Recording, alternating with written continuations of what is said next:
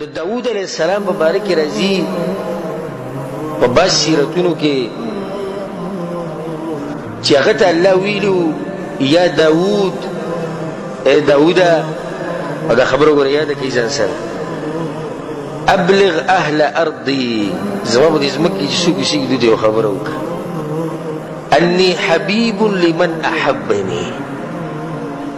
چې څوک ما سره مینه کوي ورته سره مینه کو دا رب العالمین ته طرفنا ته د ځمکې وشي کنه وشي ته بکېمه وجليس لمن جالسني او څوک چې ما سره کینی زو سره کینم څوک رب العالمین سره کیناستې شي رب العالمین سره کیناستو مطلب دی چې دغه دین سره کیناسته دغه دین خبرې اورېده په دینی مجالسو کې کیناسته لکه ته چې رب العالمین سره ناشي او بدویل دی وصاحب لمن صاحبني ومختار لمن اختارني او څوک چې ما غوړه کین ګوره زم غوړه کو دغه لړې غیرتی ذات ته ګوره ومطيع لمن اطاعني او څوک چې زما خبره مني نو زم خبره منم د وګان ولا قبلو خو زما خبره مني ما احبني عبد کله چې ما سره یو بنده مینه کړی ده نو ګوره ما قبول کړی دی لنفسي د خپل ځان دپاره واحببته حبا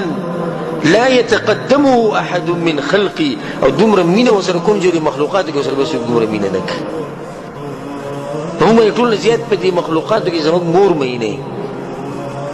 دي کې څه شک نشتی او نه په دې کې باس مباحثې د ضرورت شتی ښځه دومره مینه نشي کولی د خاوند سره بچي دومره مینه نشي کولی د پلار سره او د مور سره او پلار دومره مینه نشي کولی د بچو سره لکه څومره مینه چې مور د بچو سره کوي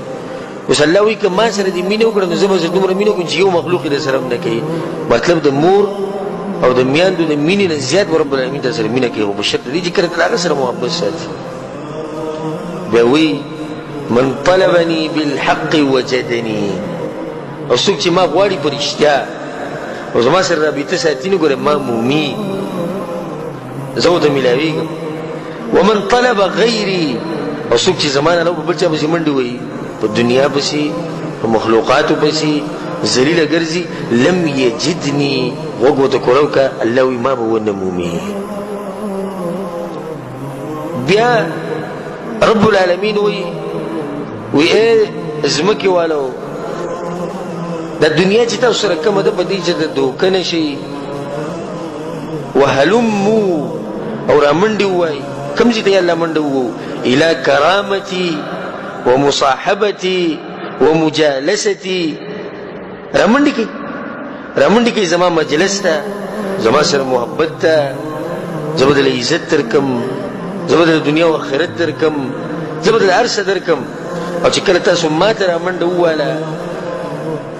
واسارع الى محبتكم نو زه به تاسو سره په مینه کې بیا تادي وکړم دا وی په سیرت کې راځي چې دا خبره الله سبحانه وتعالی داود علیه السلام ته کړې وه